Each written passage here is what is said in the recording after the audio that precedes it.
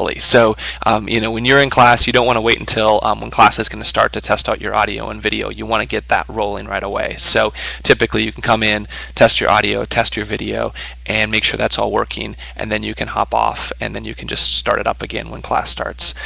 One specific thing to mention, and we'll be putting some of this in the instructions too now for one-to-many classes, is not to pause your camera. So with the camera settings, there's actually an option to pause it, which basically just freezes your camera.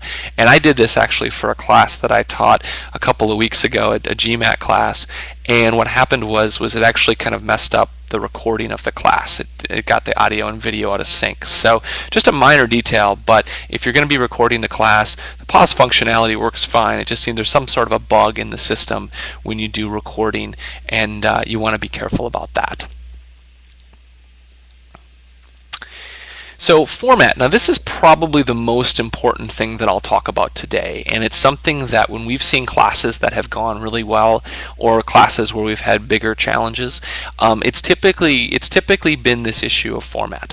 So one of the things that our platform allows for is everybody to be on audio and video at the same time. So we have 16 people in this room right now attending this class. We could have all of you on audio or video at the same time. However, in general, that's not a good idea, and there really are two reasons for that. The first reason for that is a technology reason, is that when you get a lot of people on audio or video, you tend to run into performance problems.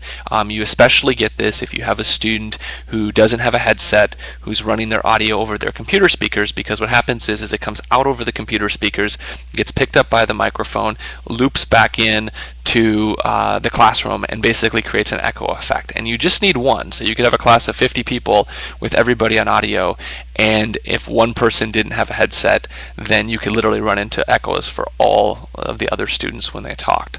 So that's a challenge, and it's something that certainly over time I think we'll get better with the platform, but it's something to keep in mind. Now, ideally, if your students have headsets, this should be less of a problem, but of course the more students you allow on audio and video, the more likely this is to happen. The other reason is what we've seen is from a learning perspective, it actually sometimes is detrimental to someone who's trying to learn to have a lot of things going on. So you can imagine with 16 people right now, if we had you all on video, you could be watching me or you could be watching any of the other 15 people. And that's something that we feel, it's totally up to the teacher. If you want to have everyone live on video, it's certainly something you can do. But especially when you start to get larger numbers of people in your classes, and as eduFire gets more popular, that will be the case. This is going to be a bigger and bigger challenge. So if you're running a small class and you want to keep it to more conversational practice and things like that, you're certainly welcome to do that. But what we've seen work better for medium and larger size classes is to have a maximum of 2 people on audio and video at a time. Now there's typically 2 modes that we advise people in to basically do their class, and the first is in presenting mode. This is basically what we have right now. So this is me. I'm on audio and video. I'm in a vacuum. I can read what you're chatting about down below, and you can ask questions, but none of you are responding or are available on audio or video. Presenting mode is best when you're doing kind of a lecture portion of your class, and you can do presenting mode for a while, and then you can switch to conversation mode and back to presenting mode. This doesn't have to be an either-or thing. You can go back and forth. But presenting mode, where you just have yourself live on video, is typically the best if you're just lecturing or if you're just offering up material to your students. The second mode is conversation mode, and this is when you actually want to have some form of discussion with your students. So this could be either a question that the student asks, and maybe it's more of an in-depth question where they've tried to ask it on the chat pod and you haven't quite understood what they were saying. So you say, hey, why don't you come on audio or video and ask the question. We can kind of go through it in a little bit more detail. So that's one thing. And the other would be just simply a conversation. So maybe you're teaching a Spanish class and you want to have a conversation with one of your students. You bring that student live onto video, and you have the conversation. The rest of the students can watch the conversation, learn from the conversation, and then when your conversation's done, that student can pop off a video, and you can have maybe another student pop onto video, and you can have the conversation with that student. That typically works better than having all the students live on video and kind of doing more of a round-robin conversation. For those of you who maybe this is your first class here, I'm actually going to have Sandra come up. So Sandra, you can activate your webcam whenever you have a second, and just to show you what this would look like when you're going to have someone come live on audio or video. So, hi Sandra. So this basically would give us a format to interact, and I could ask Sandra a question, or she could ask me a question, or we could go back and forth and do some dialogue. And the performance when you just have two people on audio or video typically is pretty good. You still ideally want to have your student on a headset because there may still be a little bit of echo if there's not, but it's going to be a lot better than if you've got 40 people all live on audio or video at the same time. So that's actually all I needed you for, Sandra. That's an easy job, huh? Now, one thing that I will point out before you turn off your camera is that as the teacher, you actually have the ability to control whether your student is on video. So Sandra could certainly close her camera out, but I actually have an option here to come in, and there's a little X in the bottom right corner when I hover over Sandra's name, and that just allows me to drop Sandra. She actually that was actually the ejection seat. Now she's out of here. So it's a good way for you to be able to bring people on, and then at the same time, be able to go back to, doing some format of lecture or kind of one-way communication with your students. And that's what we've seen actually work really, really well with teachers. Again, it's entirely up to you. Part of eduFire is about empowering you, not telling you what to do. But, a lot of the purpose of today is just to share with you what we've seen in all the classes that we've run, and what's worked well and what's worked maybe not as well.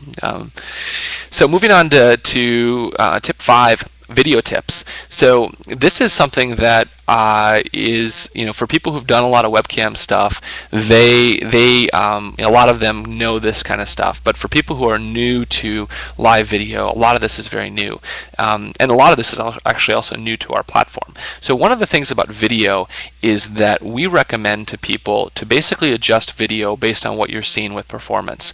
So let's say, for instance, that you're teaching a group of students, and maybe your students are on slower network connections, or you're on a slower network connection, or you've got a lot of students in the class and performance seems to be lagging. There are two things that you can do to actually make the performance of the class work better. The first is you can actually take and decrease the size of the video.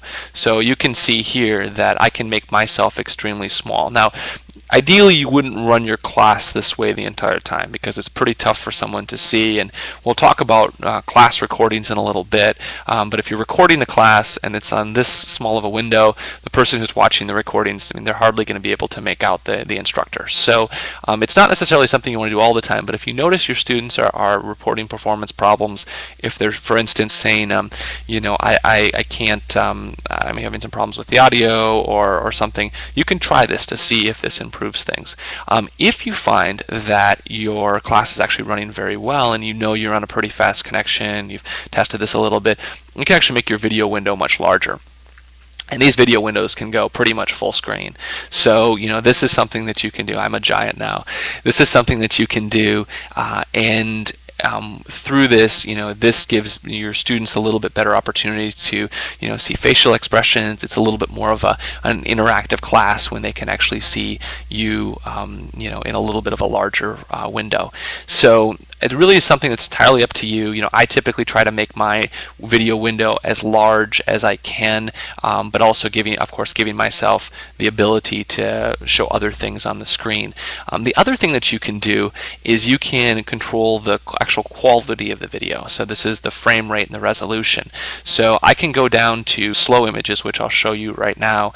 And with slow images, basically what it's doing is it's taking the frame rate down, so it's less frames per second. So you can see that I'm a little bit choppy here. It's not quite as smooth. The resolution dropped out a little bit, so it's not quite as good, but it helps to preserve bandwidth if you're doing slow images. You can do fast images, so I'll switch to fast images, and you can see here that it's improved a little bit. I'm not as jerky. My movement is smoother. You can go to high quality images, and I'll do that right now. And so you can see with high quality images, I come more into focus. So it's a little bit more of a high resolution environment.